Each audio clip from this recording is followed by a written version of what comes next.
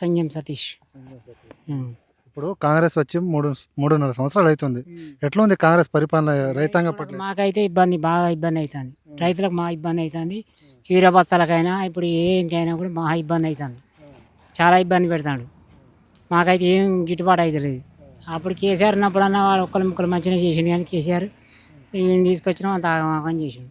కేసీఆర్ ఏం చేసిండు, ఇప్పుడు రేవంత్ రెడ్డి ఏం చేస్తాం? రేవంత్ రెడ్డి ఏం చేసిండు? ఇప్పుడు అన్ని ఇది తెస్తా అన్నాడు. ఇప్పుడు ఆయన చేసిండు. ఇప్పుడు మా మీద తలకాయ మీద వేసిండు, రైతుల మీద వేసిండు.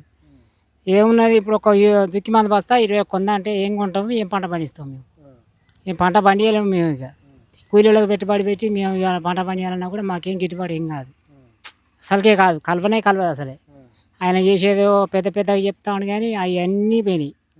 ఇల్లు అని చెప్పిండు, ఇల్లు అని పోయినాయి. ఇల్లు ఇప్పుడు మేము కూడా ఇప్పుడు ఆల్రెడీ ఇల్లుకు మోపు చేసినాక కూడా ఇల్లు కూడా అక్కడనే బంద్ పెట్టిండు. శాంక్షన్ కాలేదా మీకు? శాంక్షన్ కాలే. ఇంకా రెండో విడత వచ్చినాయి అని అన్నారు. ఇంతవరకు కూడా శాంక్షనే కాలే మాకు. ఇంకా ఇంతవరకు ఇల్లు కూడా తెలియదు, ఎక్కడ కూడా శాంక్షన్ కాలే. వాళ్ళని అడిగినా ఇగొస్తాయి అంటారు. మా సర్పంచ్ ఏం చెప్తాడంటే ఇప్పుడు పోయిన సంవత్సరం వచ్చిన ఇళ్లకు వాళ్ళకు బిల్లులు రాలేదు. లాస్ట్ బిల్లులు వచ్చినాకనే ఈ విడత అవుతాయి అట. అంతవరకు దాకా విడత కావాట. వాళ్ళకి వచ్చేది ఎప్పుడో మాకు పోయేది ఎప్పుడో. వాళ్ళకి వచ్చిందాక మాకు రావాట. అంతే ఇక కానీ వ్యవసాయం మీద మాత్రం మహా లాస్. ఇప్పుడు రైతులు మాత్రం చెప్పుకుంటాను కదా, రేవంత్ రెడ్డి ఏం చెప్పుకుంటాడు అంటే మేము బోనస్ ఇస్తున్నాం, రుణమాఫీలు చేసినాం. ఎందుకు అనవసరం అవి ఇచ్చిన దానిగా ఏమి ఇచ్చినా నువ్వు. ఇప్పుడు రైతు బంధు అని ఎత్తాను, ఏం వస్తుంది? రైతు బంధు వేసినా కూడా దానికి అయిపోతుంది. నువ్వు ఒక ఊరియా బత్తా ఇలువ కాదు, అది ఒక దుక్కి మంది బత్తా ఇలువ కాదు. ఇప్పుడు నాకు టచ్ లేదు. యూరియా బత్తా బుకింగ్ చేసుకోవాలంటే మాకు నానా కష్టాలు పడతాను. అప్పట్లో ఎట్లా ఉండే కేసీఆర్ ఉన్నప్పుడు? కేసీఆర్ మంచిగా ఉండే, బస్తాలు మంచిగానే వచ్చినాయి, అన్నీ మంచిగానే ఉన్నాయి, సౌకర్యం మంచిగానే ఉన్నది. కానీ ఇప్పుడు మాత్రం ఈ సంవత్సరం ఆయన గెలిచిన కాంచి మాత్రం మహా ఇబ్బంది పెడతాడు, చాలా ఇబ్బంది పెడతాడు. యూరియా బస్తా తేవాలంటే ఇప్పుడు మా సెల్లు టచ్ సెల్ లేకపోతే వేరే వాళ్ళ కాడికి పోయి బుకింగ్ చేసుకొని అది దొరికితేనో టైంకి వస్తేనో వచ్చినట్లు, లేకపోతే లేదు. ఆయన కాడికి పోతాక బుకింగ్ అయిపోయినాయి అని అంటే కథం క్లోజ్ అవుతుంది. మీరు ఇంతగానే ఇబ్బంది పడుతున్నారు. ఇంకోసారి రేవంత్ రెడ్డి వస్తాడా ముఖ్యమంత్రి? ఏ కష్టం ఉన్నది ఈసారి. కాంగ్రెస్ ప్రభుత్వం కూడా రాదా? చాలా కష్టం, రాదు. చెప్పుకుంటాను మిమ్మల్ని నమ్ముకొని ఇంకో 5 సంవత్సరాలు నేనే ఉంటా అని చెప్తాను. లేదు, అస్సలకే రాలేడుగా. ఇంత ఇబ్బంది పెడితే రైతులు, ఇంత ఇబ్బంది పెడితే కనీసానికి ఒక దుక్కి మందకు 300 అయినా పెంచాలి. 21 కొంద ఒక బస్తా అంటే ఏంది మామూలు? 1400 బస్తా 21 కొంద. ఇప్పుడు మేము ఒక బస్తాను ఇప్పుడు ఒక ఎకరానికి ఒక బస్తా వేస్తాం దుక్కి మందు.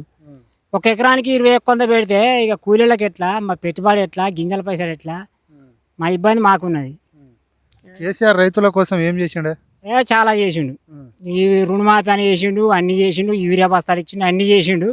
ఇల్లు కూడా బరాబరి మంచిగానే చేసిండు. ఊర్లో ఏమనుకుంటారు ఇప్పుడు? మళ్ళీ రేవంత్ రెడ్డి రావాలనుకుంటారా లేకుంటే? ఇక అది కష్టం, చాలా కష్టం అన్న, చాలా కష్టం. ఇప్పటికి ఇప్పుడు రైతుకు ఇప్పుడు నాకు 3 ఎకరాల పొలం ఉంది.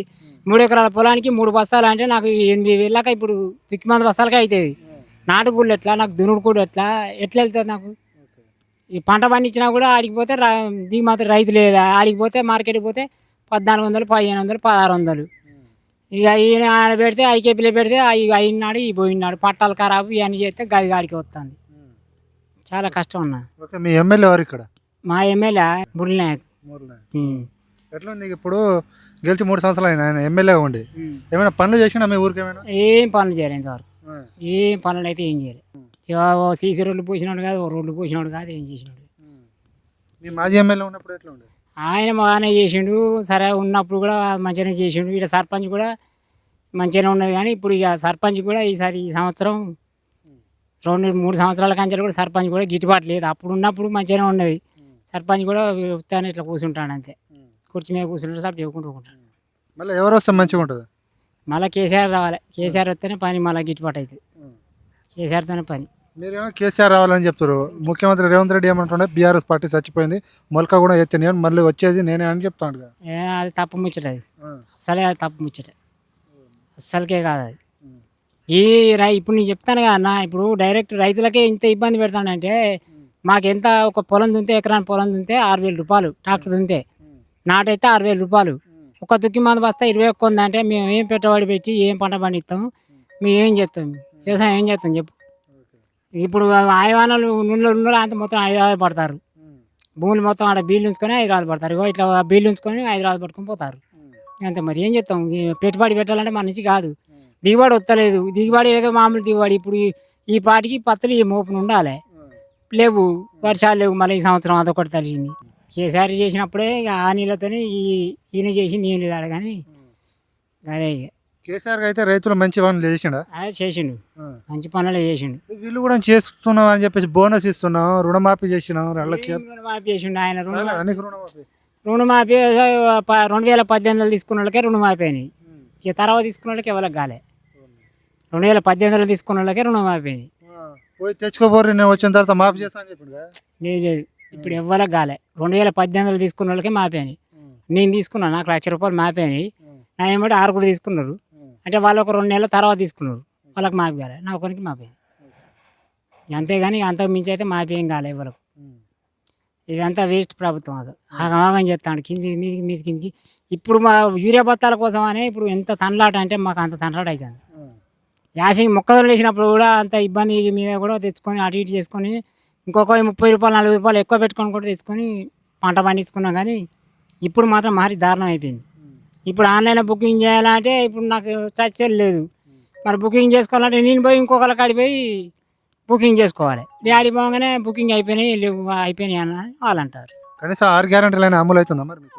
ఇక గయ్యే వచ్చినాయి, గయ్యే 6 గంటలు అమలు అవుతుందా? ఇక అది ఇక మామూలుగా